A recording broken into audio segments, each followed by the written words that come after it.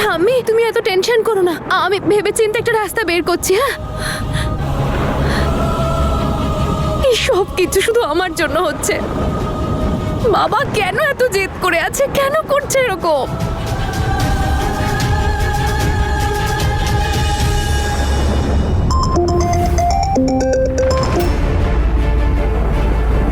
আচ্ছা, সুইটির কল আসছে, আমি একটু কথা বলে আসি। হ্যাঁ,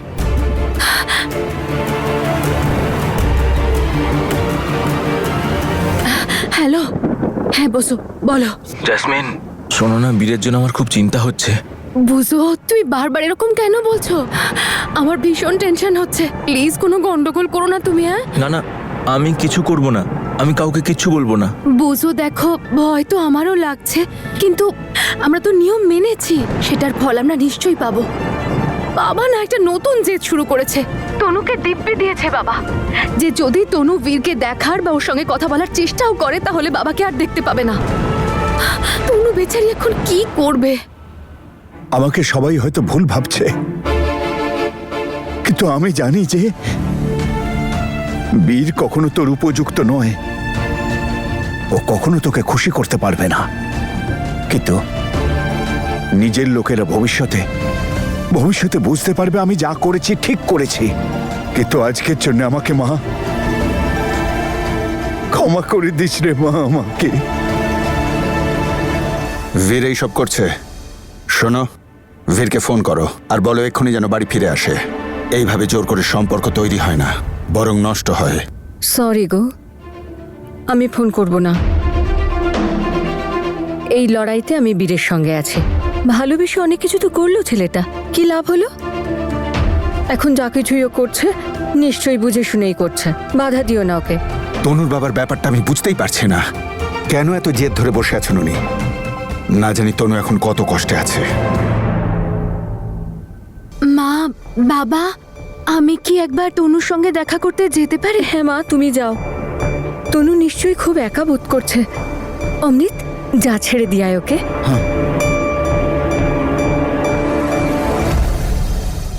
কত বৃষ্টি হলো আজকে, ওর টেন্টে বোধহয় জল ঢুকে গেছে।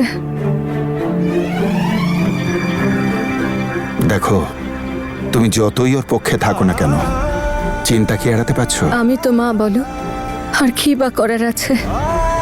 কে জানে আমার বীরটার ভাগ্যে কি লেখা আছে। কি ব্যাপার আজকাল? না দিন দেখো না রাত, না ঝড়কে পরোয়া করো না বৃষ্টিকে। বড় আপন করে নিয়েছো এই বাড়িকে। অ্যাটাচমেন্ট তো নিজেদের লোকের সঙ্গেই হয়, তুমি তো ভালো করেই জানো। এখন এই পরিবার আমাকে এত ভালোবাসে, আমি কি করবো বলো? লাকিনি এইসব কি শেষ করো। এটা তো সবে শুরু, কিন্তু তুমি এর থেকে দূরে থেকো। আমার লাইফে এমনি অনেক প্রবলেম, আমি আরেকটা প্রবলেম চাই না। আরে কথা বলো তো, ছোটবেলা থেকেই তুমি এরকম নাকি না জ্যাসমিনের সঙ্গে মিশতে মিশতে এরকম হয়ে গেছো?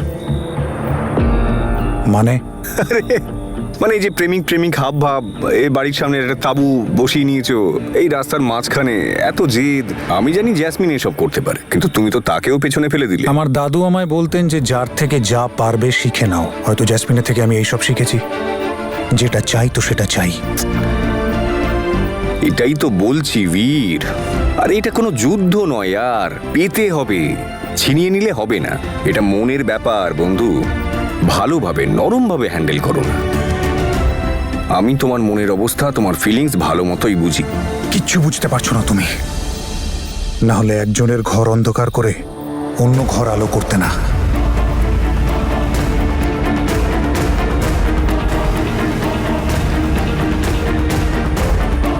দেখো ভাই বীর, আমি তোমার থেকে এগিয়ে যাওয়ার চেষ্টা করছি না, না আমার কোনো সুযোগ নেওয়ার মতলব আছে। ওকে, এখন তুমি মানো চাই না মানো, আমি আর তনু ম্যাডাম স্রেফ ভালো বন্ধু, ব্যাস। ভালো বন্ধু হও নাকি কোনো অ্যাডভান্স টেকনোলজি যেটা শুধু তোমার কাছেই আছে? তুমিই সবার প্রথমে জানতে পারো যে তনু হাসপাতালে আছে নাকি বাড়িতে আছে। ওর জন্মদিন হোক বা প্রমোশন, সবকিছু সবার আগে তুমিই কেন জানতে পারো ভাই? এই টেকনোলজিটা তো আমাদের কাছে নেই। টেকনোলজি যারই হোক না কেন, তনু ম্যাডাম শুধু তোমার বীর। এই কথাটা তো আমি ভালো মতো জানি, তুমি কতটা জানো সেটা একবার ভেবে নিও। তোমার নিজের উপর যতই বিশ্বাস থাকুক বীর, কিন্তু তোমার একটা ভুল, সির্ফ একটা,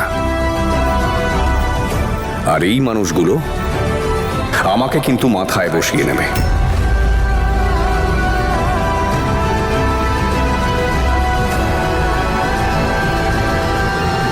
কখনো যেন এরকম না হয় যে যে দরজা তোমার জন্য বন্ধ হয়ে গেছে সেটা আমার জন্য খুলে যায়। দরজা যদি খুলে যায় তাহলে কংগ্রাচুলেশনস,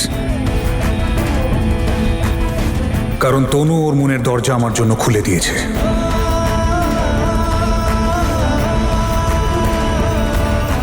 নিজের খেয়াল রাখো, ঠান্ডা লেগে যাবে তো। আমার ওর প্রতি এতটুকু বিশ্বাস নেই। বন্ধু বন্ধু বলে জানি না কি সব করে ফেলবে। আমার ভালোবাসাকে ওর থেকে বাঁচিয়ে রেখো ওপরওয়ালা।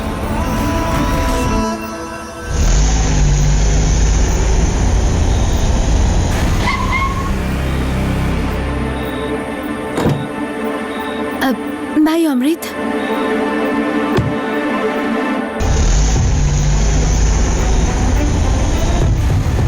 যেমনটা দেখায় তেমনটা একেবারেই নয়, কিন্তু অন্যরকম দেখাচ্ছে ঠিকই, কিন্তু সাপের স্বভাব কি আর বদলায়? চোখ নাক কান সব খোলা রাখতে হবে। ও নকল অ্যাক্সিডেন্ট করে একজনকে ফাঁসালো, তারপর ওকে বিয়ে করে নিল। আমাকে তো শুধু মরার অ্যাক্টিং করতে বলেছিল। এখনো পর্যন্ত তনু ম্যাডাম কি বীর কি ওর ব্যাপারে কিছুই বলেনি? আমি জানি না ও কি করবে যখন জানতে পারবে যে ওর প্রাণের থেকেও প্রিয় ভাইয়ের সঙ্গে জ্যাসমিন কি করেছিল। বেচারা বীর আর তনু ম্যাডাম।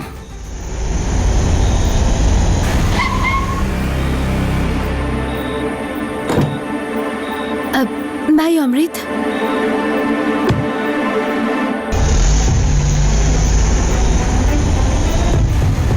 যেমনটা দেখায় তেমনটা একেবারেই নয়, কিন্তু অন্যরকম দেখাচ্ছে ঠিকই, কিন্তু সাপের স্বভাব কি আর বদলায়? চোখ নাক কান সব খোলা রাখতে হবে। ও নকল অ্যাক্সিডেন্ট করে একজনকে ফাঁসালো, তারপর ওকে বিয়ে করে নিল। আমাকে তো শুধু মরার অ্যাক্টিং করতে বলেছিল। এখনো পর্যন্ত তনু ম্যাডাম কি বীর কি ওর ব্যাপারে কিছুই বলেনি? আমি জানি না ও কি করবে যখন জানতে পারবে যে ওর প্রাণের থেকেও প্রিয় ভাইয়ের সঙ্গে জ্যাসমিন কি করেছিল। বেচারা বীর আর তনু ম্যাডাম, ওরা তো জানেই না যে ওদের ভালোবাসার শত্রু ওদের আশেপাশেই ঘুরে বেড়াচ্ছে।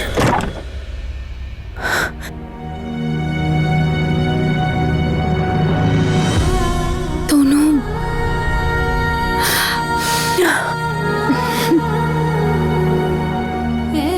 যদি এদের বিবাহ হয়, এদের কোনো এক প্রিয়জনের মৃত্যু নিশ্চিত। চিন্তা করিস না তনু, তোর সব সমস্যার সমাধান আমরা করে এসেছি। এবার সব ঠিক হবে।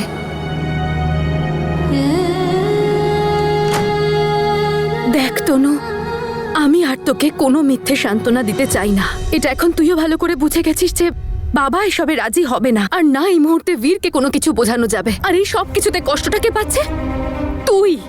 তোর কি দরকার ছিল দিবি টিবি খাওয়ার? তোর কি মনে হয় এইসব কিছু খুব সহজ? থাকতে পারবি তুই বীরের সঙ্গে দেখা না করে, ওর সঙ্গে কথা না বলে, ওকে না দেখে? তনু, প্রত্যেকবার অন্যের ব্যাপারে ভাবাটা বন্ধ করে কখনো তো একবার নিজের কথাও ভাব তুই। আমি এটা বুঝতে পেরেছি জ্যাসমিন, যে বাবা আর বীর কেউই নিজের জেদ ছাড়বে না, তাই আমাকেই কিছু করতে হবে। আর আমি ভেবে নিয়েছি আমি কি করব, কারণ এটাই একমাত্র রাস্তা যাতে বীর আর বাবা দুজনেই শান্তিতে থাকবে। নমস্কার বাবা অঙ্গদ। সরি বাবা, তুমি বাড়িতে এলে আর তোমার সামনে এসব হলো। হ্যাঁ, কালকেই দেখা হতে পারে। হ্যাঁ, কালই। হ্যাঁ, বাড়িতে। ঠিক আছে বাবা। এই অঙ্গদের কি ব্যাপার? কেন ওকে বারবার বাড়িতে ডাকো? আমি অঙ্গদকে শুধু কাজের জন্যই ডেকেছি। আমি ভালো করে জানি তোমার অঙ্গদের সাথে কি কাজ। মাথা গরম করে দিও না তুমি। তুমি জানতে চাও যে ওকে কেন ডাকি আমি এখানে? তাহলে শোনো, বিষয়টা হলো অঙ্গদ যদি তনুর কাছাকাছি থাকে, অঙ্গদ যে ভালো মানুষ তনু সেটা বুঝতে পারবে। তনু ভালো করে বুঝতে পারবে যে বীরের থেকে অনেক বেশি এই মানুষটা বিশ্বাসযোগ্য। আমি পুরোপুরি চেষ্টা করব তনুর মন বীরের থেকে সরে গিয়ে অঙ্গদের কথা ভাবে। আমি ভেবে নিয়েছি যে বাবার জন্য আমি বীরকে ছেড়ে দেব।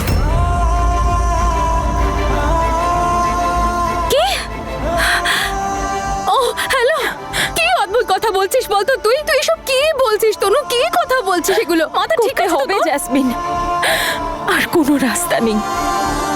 হ্যাঁ, আমি বীরকে ভালোবাসি, খুব ভালোবাসি, কিন্তু আমাদের এই ভালোবাসা বাবা আর বীরের মাঝখানে ঘৃণা তৈরি করেই চলেছে।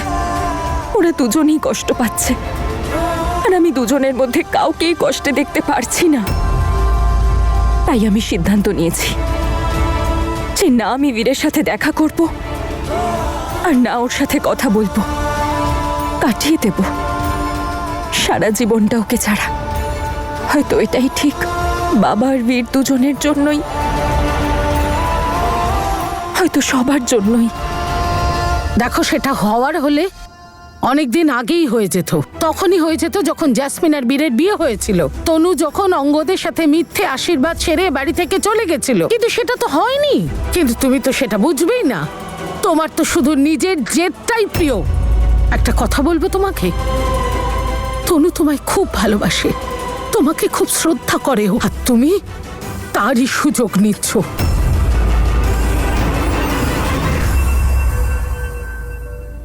আর তোর মনে হচ্ছে এইসব খুব সহজ?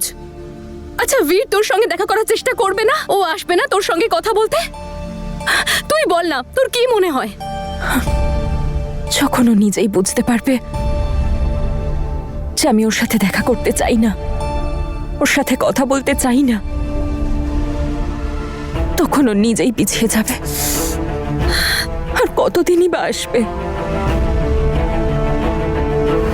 তনু, আমি কলেজ শুধু তোমার কাছে থাকার জন্য জয়েন করেছি।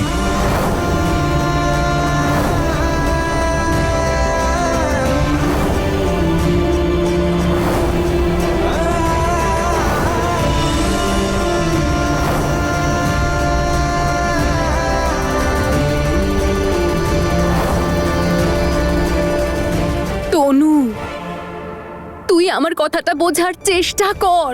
এটা অতটাও সহজ নয় যতটা তুই ভাবছিস। আমি মানছি তুই ভীষণ স্ট্রং, কিন্তু তার মানে তো নিশ্চয়ই এটা নয়, তাই না, যে তুই নিজের হাতে নিজের মনটা ভেঙে চুরমার করে দিবি? যাকে আমি ভালোবাসি জ্যাসমিন, তাকে প্রতিদিন এভাবে দেখতে পারবো না আমি। আর তার ভালোর জন্য যদি আমার মনকে হাজারটা টুকরো করতে হয়, তাহলে আমি করব। কিন্তু হ্যাঁ, এই সময় আমার সবচেয়ে দরকার ওপরওয়ালার আশীর্বাদ। উনি শুধু আমায় শক্তি দিক, যাতে আমি সব করতে পারি। ব্যাস।